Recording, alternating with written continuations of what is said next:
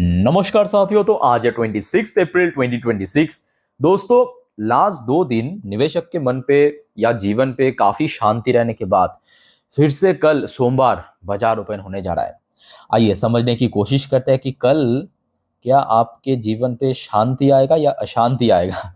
तो दोस्तों, बहुत सारे जानकारी देने वाला हूँ, एक एक करके कवर करते चलिए। तो रिक्वेस्ट करूंगा आप सभी को, प्लीज वीडियो को बिना स्किप के पूरा अंत तक जरूर देखना। और दोस्तों, खास करके याद रखना इस वीडियो की जो आखिरी 3-4 मिनट पे, जब हम मार्केट को थोड़ा डिटेल में समझेंगे कि नीचे सपोर्ट कहाँ पे है, ऊपर रेजिस्टेंस कहाँ पे है, निफ्टी बैंक निफ्टी को लेके चर्चा करेंगे, मिस मत करो उस पार्ट को, ठीक है। अच्छा, सबसे पहले आ जाइए देख लेते हैं आज हमारे मार्केट एनालिस्ट दोस्त ने क्या कहा। देखिए, आज इस टॉपिक को कवर किया एंजल वन की तरफ से एक मार्केट एनालिस्ट ने। अच्छा, इन्होंने बहुत अच्छे से बाखूबी के साथ यहाँ पे समझाया कि अगर ये लेवल ब्रेक हो गया तो यहां तक पहुंचेगा। देखिए, सबसे पहली बात, इन्होंने जिस लेवल को नीचे की तरफ पॉइंट आउट किया है लास्ट डे क्लोजिंग के बेस पे 23,775 जोन, तो सबसे पहला सपोर्ट जोन इन्होंने मेंशन किया इस लेवल को। अब साथ ही साथ इन्होंने ये भी मेंशन किया कि मान लीजिए कि एकदम वर्स्ट केस सिनेरियो पे, मतलब सबसे खराब से खराब स्थिति में अगर पहुंच गया तो 23,550 से लेके 23,150 की रेंज पे भी जा सकता है कमिंग वीक पे। यहाँ पे देखिए मेंशन भी किया कमिंग वीक पे, ठीक है। अच्छा, ऊपर की तरफ अब आ जाइए। ऊपर की तरफ जो इमीडिएटली अपसाइड अगर मूवमेंट दिया तो सबसे पहला हडल फेस करेगा 24,260 पॉइंट। और मान लीजिए कि एकदम बेस्ट केस सिनेरियो पे कि सब कुछ एक बहुत बढ़िया हो गया, तो अगले हफ्ते के लिए 24,580 से लेके 24,600, ये जोन काफी इंपॉर्टेंट है, मतलब अपर साइड में। वैसे दोस्तों, आपको क्या लगता है, प्लीज बताइए। देखिए, मेरा ओपिनियन ये है कि मार्केट गिरेगा या ऊपर रिकवर करेगा, वो डिपेंड करेगा आपके क्रूड ऑयल की प्राइस के ऊपर। मतलब कल सुबह क्रूड ऑयल किस तरफ है, और वॉलेटाइल रहेगा ये कंफर्म है। ये मैं कह सकता हूं कि वॉलेटाइल रहेगा, ये एकदम कंफर्म है। अच्छा, आप देखिए, सेम टॉपिक को कवर किया मनी कंट्रोल की तरफ से दूसरे एक और एनालिस्ट ने बाजार के बारे में अपना एक विचार रखा। देखिए, technical view, Nifty 50 bear return on rising oil price 23,550 focus next week. जी हाँ, इस लेवल को पॉइंट आउट किया दूसरा एनालिस्ट पे।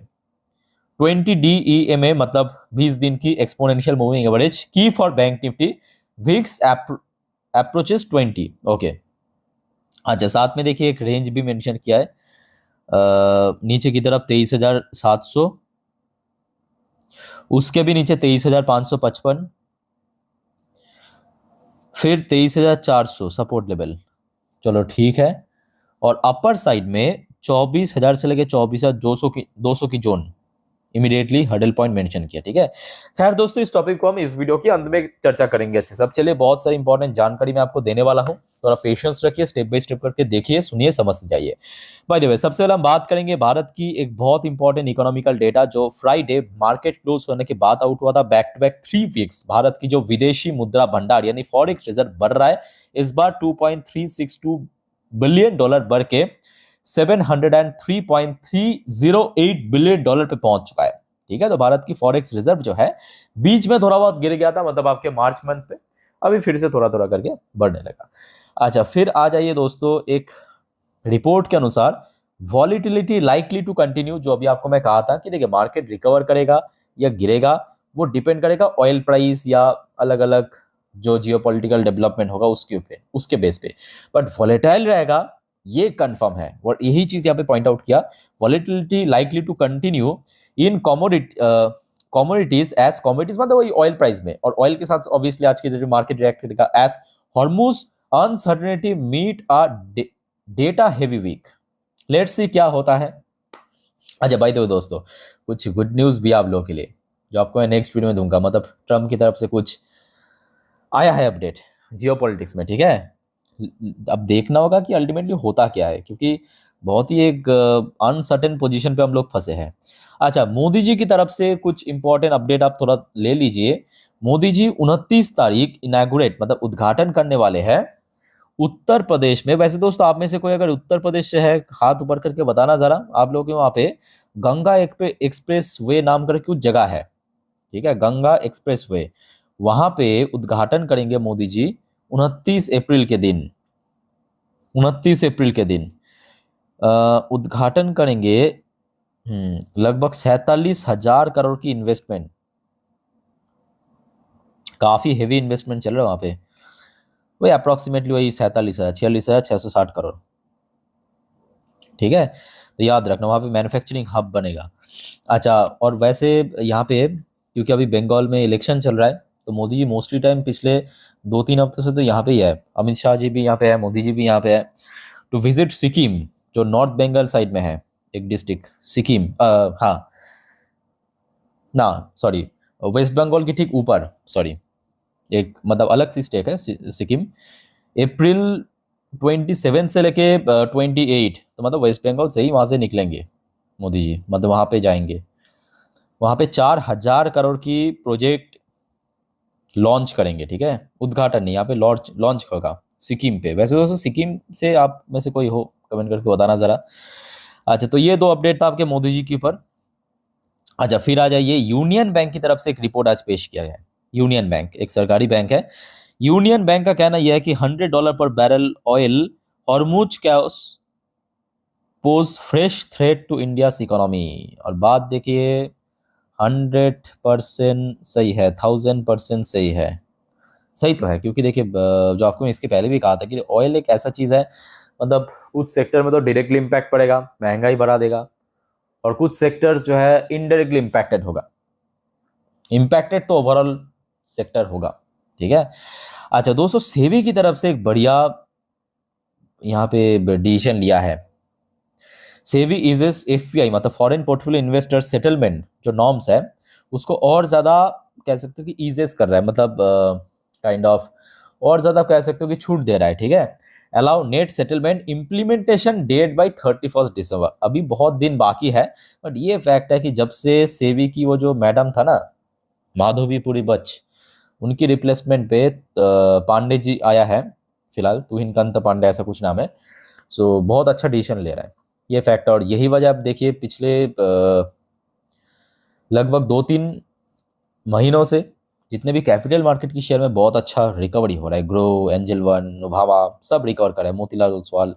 अच्छा दोस्तों, ये आज की एकदम ताज़ा डेटा मैं आपको दिखा रहा हूँ। इवन मैं आपको 2-3 दिन पहले भी मुझे अच्छे से याद है एक डेटा दिखा था ऐसे पावर सेक्टर के ऊपर कि India peak power demand hit all time high 252 gigawatt amid scorching nation wide heat wave. और इस बार तो एल नीनो का भी बहुत बड़ा खतरा है, और ऑलरेडी हमने देखा मेट्रोपॉलिटन शहर पे तो मतलब जीना मुश्किल हो रहा है सीरियसली। मतलब आप अगर मेट्रोपॉलिटन शहर से है, मतलब भारत में दिल्ली, कोलकाता, मुंबई, बेंगलोर, इन सब जगह से, तो आपको पता होगा मतलब दोपहर 11-12 बजे से लेके उधर आपके 2-3 बजे तक तो भाई एकदम मतलब मौत चल रहा है बाहर सीरियसली।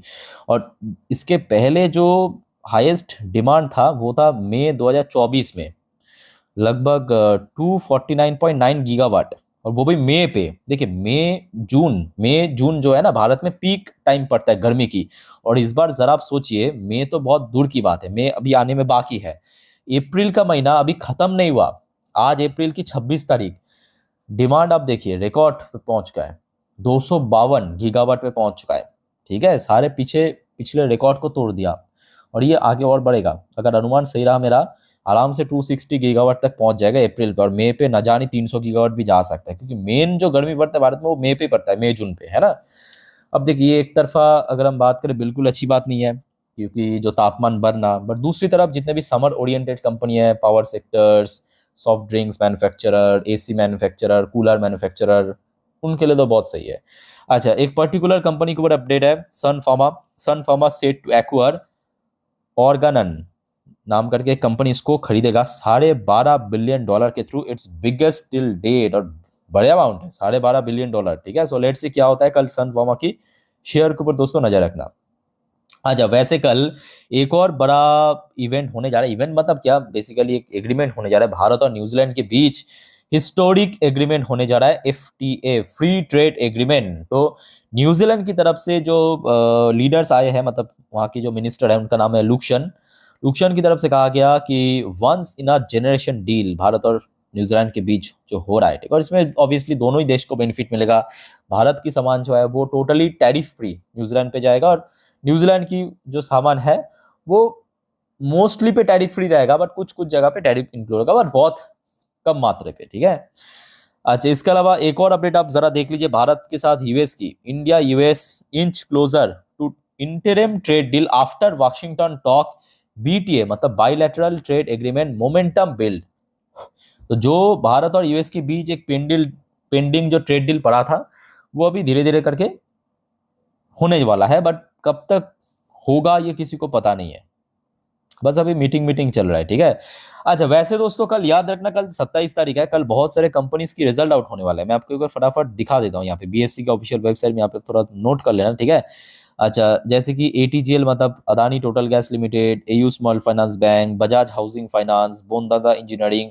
अच्छा, कोल इंडिया बड़े कंपनी है, साथ में डिविडेंड पे करेगा, आप नोट करते जाइए, मैं आपको फटाफट दिखाता हूँ।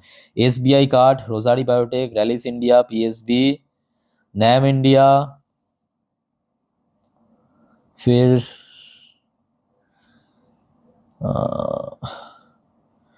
अच्छा वरुण बेवरेज लिमिटेड, वीवीएल,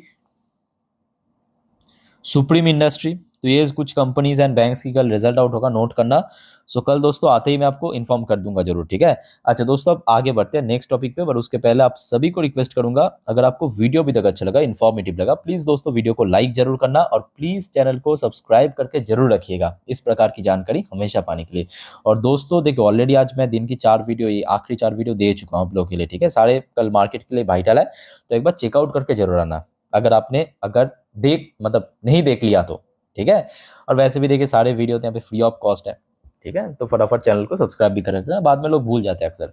अच्छा, ये सारे जानकारी ऑलरेडी आपको मैं दे चुका हूँ पिछले कुछ दिनों में, बस शॉर्ट में रफली एक बार चेक कर लेते हैं, ठीक है। अच्छा, जैसे कि डॉ जोन्स की पोजीशन लास्ट डे थोड़ा सा नीचे हुआ था, नैस्डैक लाइफ टाइम हाई पे पहुंच के क्लोजिंग दिया था, क्रूड ऑयल की प्राइस थोड़ा स्पाइक कर गया था because of geopolitical concern, gold की प्राइस ठीक ठाक स्टेबल था, सिल्वर की प्राइस भी ठीक ठाक स्टेबल था, इंडियन करेंसी की प्राइस थोड़ा बहुत गिर गया था, थोड़ा बहुत, बहुत ज्यादा नहीं। अच्छा, कुछ कंपनी एडीआर वर्जन में, जैसे कि विप्रो एडीआर वर्जन लगभग ½ % ऊपर आके क्लोजिंग दिया था, इन्फोसिस की एडीआर वर्जन ऑलमोस्ट ½ % के आसपास नीचे क्लोजिंग हुआ था, आईसीआईसीआई बैंक की एडीआर वर्जन 1.60% नीचे क्लोजिंग हुआ था, और एचडीएफसी बैंक की एडीआर वर्जन लगभग 0.55% पॉजिटिव में क्लोजिंग हुआ था।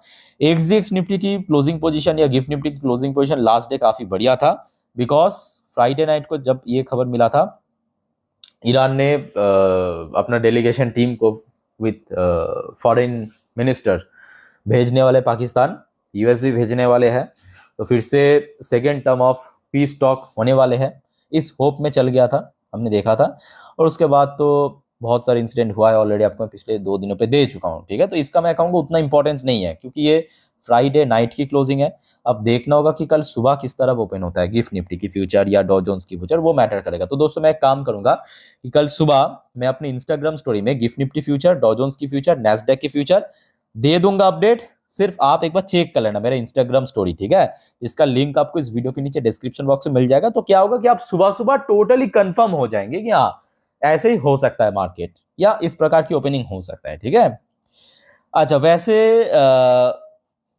Third last week and second last week back to back एफएस खरीदने के बाद फिर से थोड़ा सा हमने देखा जियोपॉलिटिक्स में थोड़ा बदलाव हुआ, एफएस की फिर से सेल ऑफ शुरू हो गया, लास्ट डे लगभग 8,828 करोड़ बेच के निकल गया, बट ये मैं कहूंगा टेम्पोररी है, टेम्पोररी इस वजह से क्योंकि टोटली ये डिपेंड कर रहा है जियोपॉलिटिक्स के ऊपर। जब ये खबर आ जाएगा जियोपॉलिटिक्स में कि वॉर एंड होने वाले हैं, तो ऑब्वियसली एफएस की फिर से इन्फ्लो आ जाएगा, जैसे कि बीच में 2 हफ्ता हुआ था, अब फिर से यहाँ पे थोड़ा सिचुएशन गर्म होने लगा, तो जिस वजह से फिर से यहाँ पे बेचने लगा, ठीक है, वो डिपेंड करेगा। बट हाँ, ये भी फैक्ट है एट द सेम टाइम कि एफएस की इन्फ्लो की बिना मार्केट दोस्तों स्टेबल तरीके से रिकवर नहीं कर सकता, ठीक है। वैसे जियोपॉलिटिक्स में बहुत सारे खबर है आज शाम के बाद से लेकर अभी तक, ठीक है।